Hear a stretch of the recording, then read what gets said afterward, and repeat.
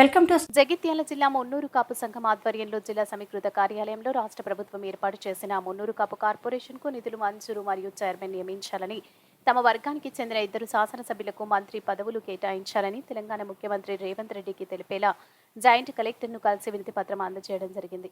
ఈ కార్యక్రమంలో జిల్లా అధ్యక్షులు చేదలు సత్యనారాయణ, ప్రధాన కార్యదర్శి అమినిశెట్టి మల్లారెడ్డి, ఉపాధ్యక్షులు బండారి శంకరయ్య, పుప్పాల రాజేష్, చిన్నం తిరుపతి, సహాయ కార్యదర్శి జక్కుల లింగారెడ్డి, జర్నలిస్టుల ఫోరం జిల్లా అధ్యక్షులు రమేష్ వంగల, రైతు నాయకులు మరాఠీ సత్తయ్య, ఎలిశెట్టి గంగారెడ్డి, వర్తక వ్యాపార సంఘం అధ్యక్షులు దీటి అంజయ్య, రాష్ట్ర కార్యదర్శి బండారి రాజ్ కుమార్ తదితరులు పాల్గొన్నారు.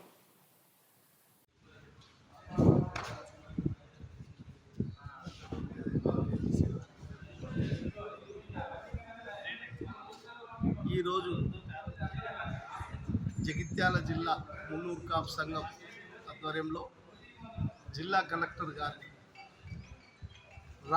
తెలంగాణ రాష్ట్రంలో మున్నూరు కాపు కార్పొరేషన్ ఏర్పాటు చేసిన దానికి రాష్ట్ర ప్రభుత్వానికి, ముఖ్యమంత్రి రేవంత్ రెడ్డి గారికి, మండలిలో ఉన్న అందరికీ, మా ఆది శ్రీనన్న గారికి అందరికీ కూడా కృతజ్ఞతలు. జగిత్యాల జిల్లా పక్షాన ఈరోజు కార్పొరేషన్ అయితే ప్రకటించినారు, కానీ మొన్న బడ్జెట్ సమావేశాలు జరిగినాయి. మొన్ననే ఆ బడ్జెట్లో మున్నూరు కాపు కార్పొరేషన్కు ఎలాంటి నిధులు కేటాయించలేరు.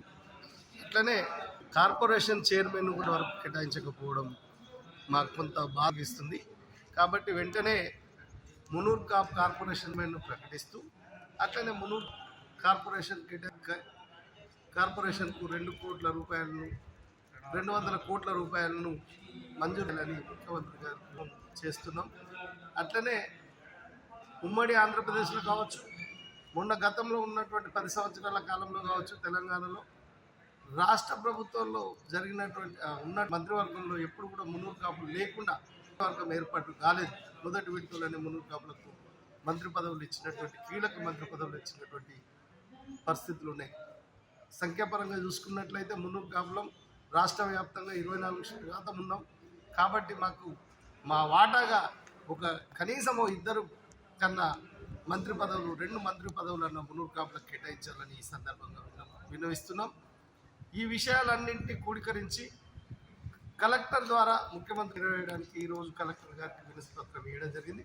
కాబట్టి దయచేసి ప్రభుత్వంలో ఉన్నటువంటి పెద్దలు, మంత్రివర్గం, ముఖ్యమంత్రి గారు కూడా మా మున్నూరు కాపుల ఆత్మ గౌరవమైనటువంటి సమస్యగా ఏర్పడుతున్నది. మున్నూరు కాపులు మంత్రివర్గంలో లేరు అని అంటే స్వాతంత్రం వచ్చినప్పటి నుంచి, మొదటి నుండి స్వాతంత్రం వచ్చిన ఇన్ని దినాలలో ఒక మంత్రివర్గంలో మున్నూరు కాపులు